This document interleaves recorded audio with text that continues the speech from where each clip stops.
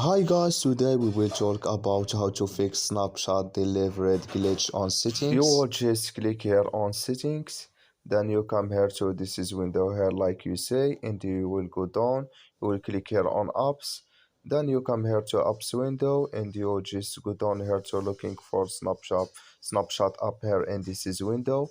You will just go down and you will click here on Snapchat.